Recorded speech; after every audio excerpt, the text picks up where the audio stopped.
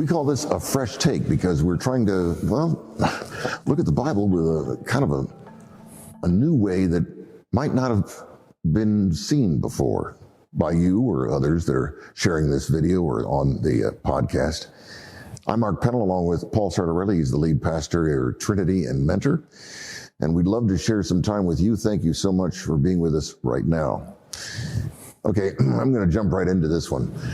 Okay. We're all made in the image of God, so it says, which reminds me, I did not know that God was overweight. And on a diet to try to change that. Yes.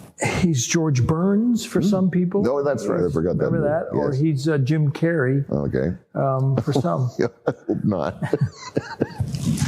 Well, that gets back to what does it mean to be made in the image of God, which in some ways, talk about fresh take, in trying to take 2,000 years of Christian theology and not undo it. I don't want to be a heretic, but maybe to give it a fresh light.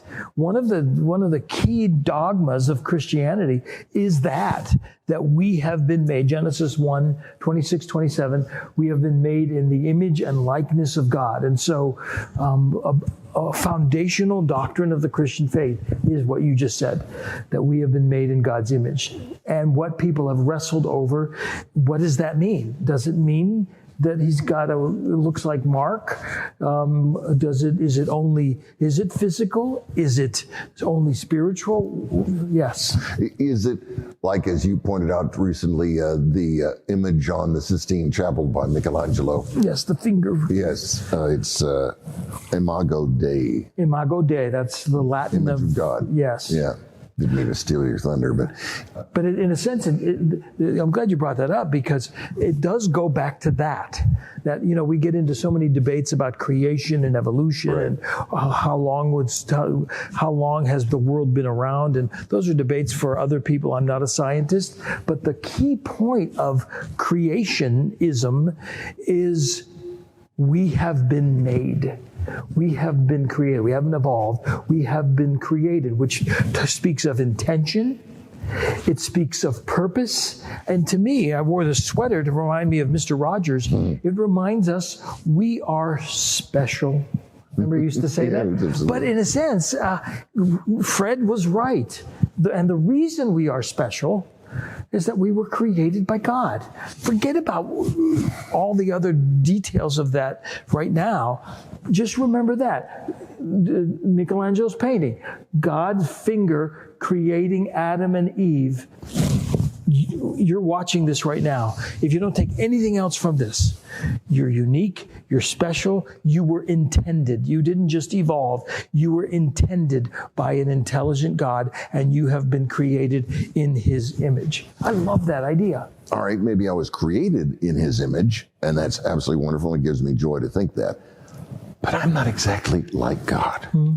I try, I really do, but I ain't making it. Yeah, and we're getting less and less like God. Yeah. Again, to get theological for a moment, theologians for thousands of years have wrestled with, okay, we were created in God's image, our original parents, in all of the beauty and majesty, and I'll even say perfection of that creation. And in a matter of time, Adam and Eve made the wrong choices. They stiff-armed God, and we all did with them. And so that's called the fall. And think about it. If we were here, then we fell. And so what theologians have debated is, in that fall, is the image of God gone? And I would say no. Most people would agree. So it has not been erased. It's a good way to remember it. It has not been erased, but it has been effaced. In other words, we're like that statue that was made thousands of years ago. You can still see it. You can still see the image that it's trying to depict. But over time and wear and weather, it's kind of effaced, or marred. Even if the head's been lopped off. Yes. Sometimes I feel like that's the way I am, yep, wandering around with my head lopped off. But in honesty, if we're in the image of God, He made us originally, am I saying this right, to be a perfect person, but in the fall we lost that. Right. And yet, everybody are still made in God's image, a baby that has been born yesterday. And so that's one of the reasons why in the Ten Commandments, the reason you do not murder another person is because they are made in God's image. No matter how cruddy they are, no matter how much they have fallen like you still are not allowed to murder anyone because they are made in God's image. Whereas hunting animals for food and for other things is perfectly legit because only humans, we are the pinnacle of God's creation. Only humans are made in God's image. The Cocker Spaniel and the dolphin are not. All right, I'll give you that. Although they're beautiful creatures. They are indeed. And in a sense, and that's part of our role. There are several roles, I think, in being created in God's image. And one of them is we are to be, we're to represent Him.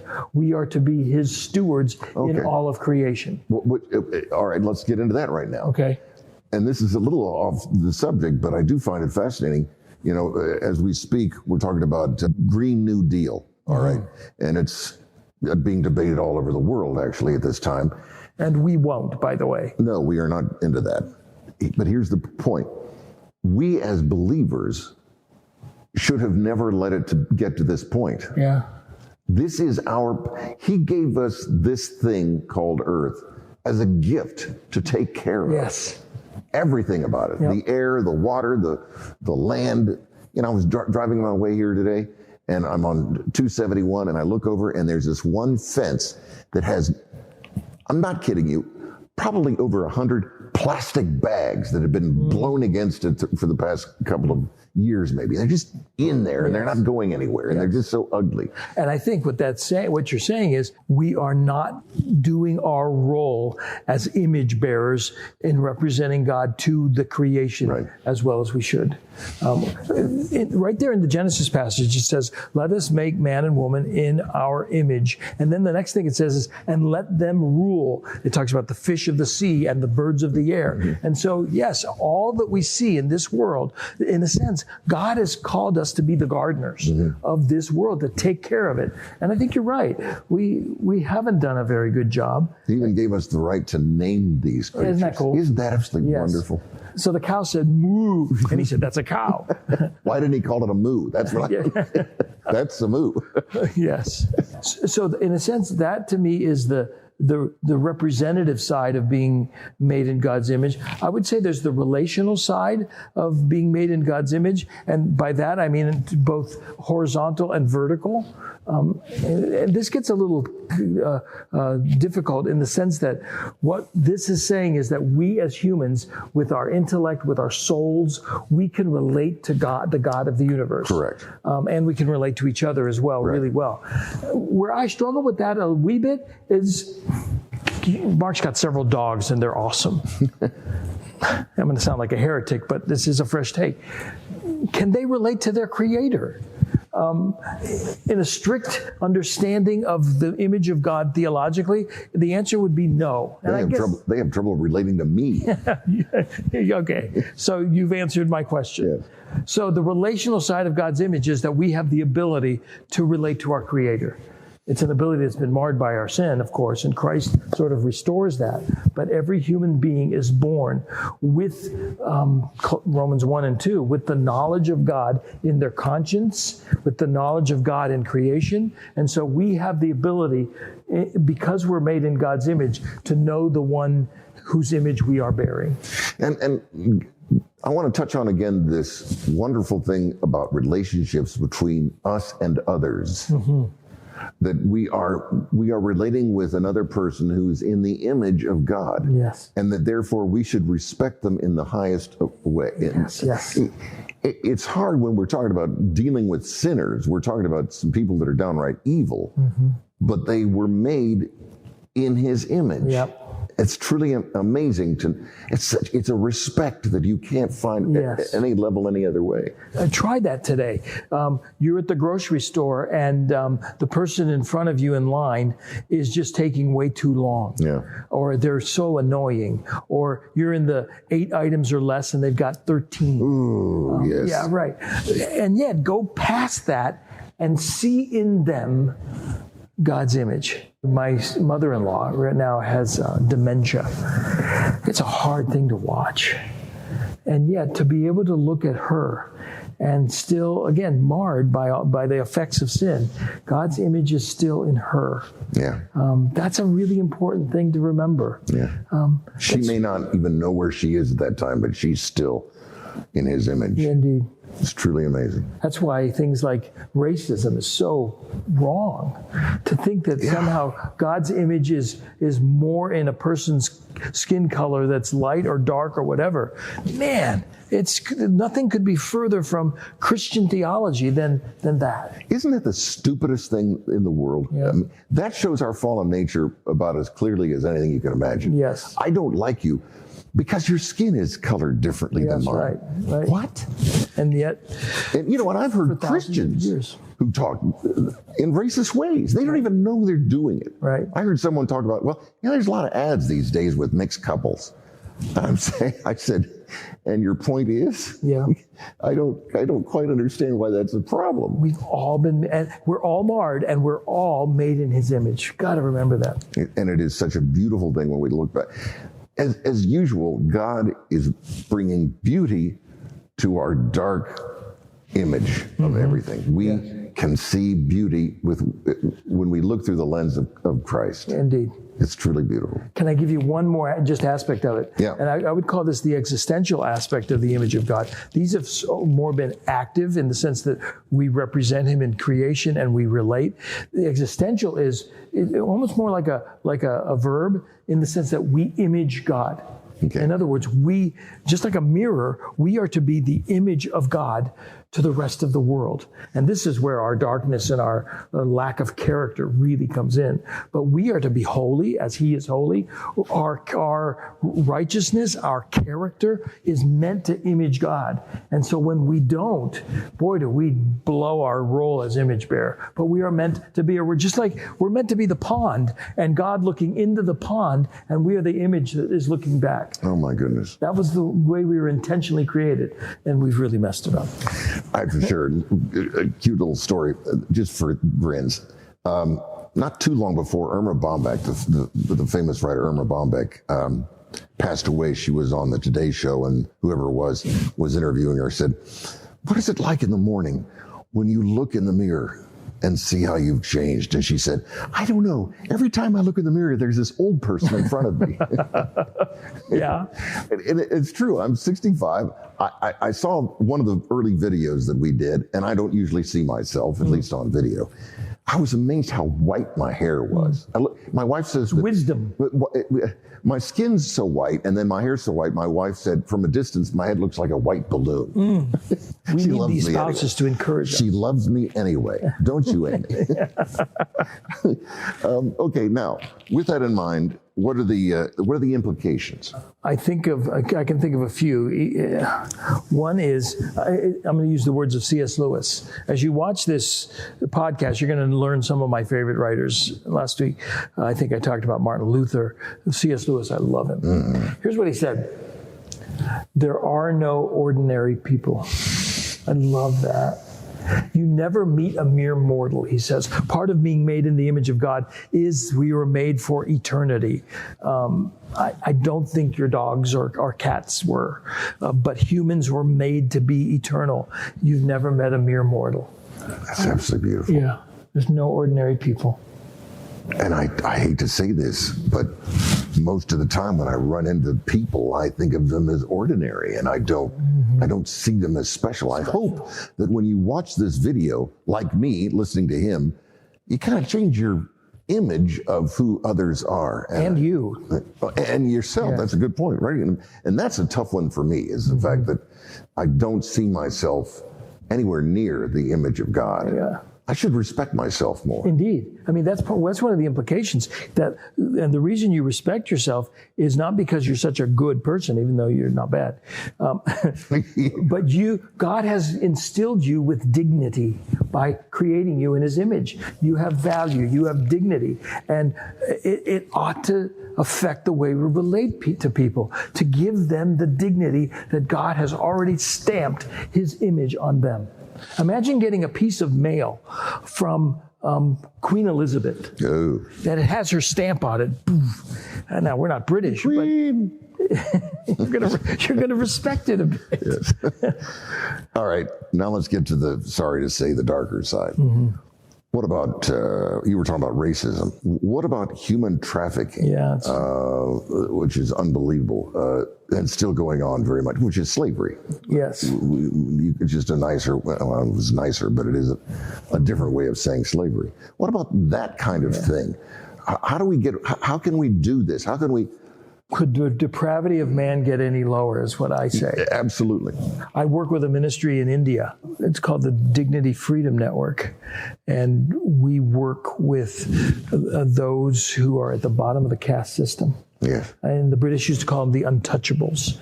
In India, they're called the Dalit, D-A-L-I-T.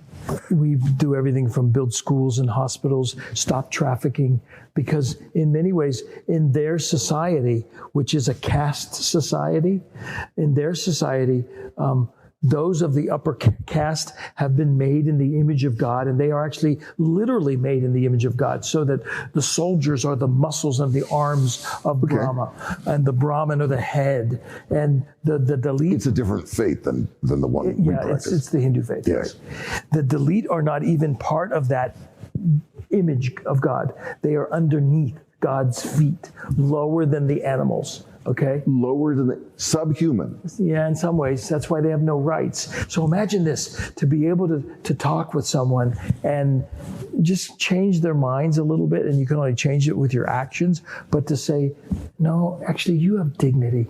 You were made in the image of God. And they've never been taught that, and their parents never believed that, and their grandparents, and for hundreds and thousands of years, they've been taught, no, you have no dignity. And to be able to come with the love of Christ and tell them and show them that they have dignity is a beautiful thing. It's a wonderful thing. What does it look like on their faces? I could show you pictures of them. Well, that's right. You did show me pictures. Yes, the love and the joy and all of that. It goes back to, again, we say it often in the arena of abortion, which is a good arena of life. Because we've been made in the image of God, human life is sacred. Yeah. And so you mentioned trafficking. We could mention abortion. We could have mentioned slavery, prostitution, racism, poverty. All of that should be under the umbrella of the sacredness of life, because God created us in His image. Interesting. If we all had that point of view, if we really practiced what you're talking about, we would not have these problems. Right. They would be gone. Yeah, they would. And I hate to be simplistic, and I don't mean to be, but the Christian message is that Christ came to change that. And Christ came as the perfect image of God. And He came as the perfect image of God. John writes about it in his gospel, and Paul writes it in his letter to the Colossians. As the perfect image of God, in a sense, to restore that image in us. And it doesn't happen naturally. It has to come by putting our faith in Him, and now all of a sudden His character and His righteousness is imputed to us. Right. And so in so doing it, that image that has been effaced hopefully can come alive again and be renewed, and then we live in a manner completely different than we used to live. And it's a life that is giving worth to every person. One of the greatest examples of human depravity was the fact that we murdered Him. Yeah, we did. The perfect one, the one that had no sin. We threw it all on Him and took him out. Yes. He won in the end, but it's amazing how we do that. Yep.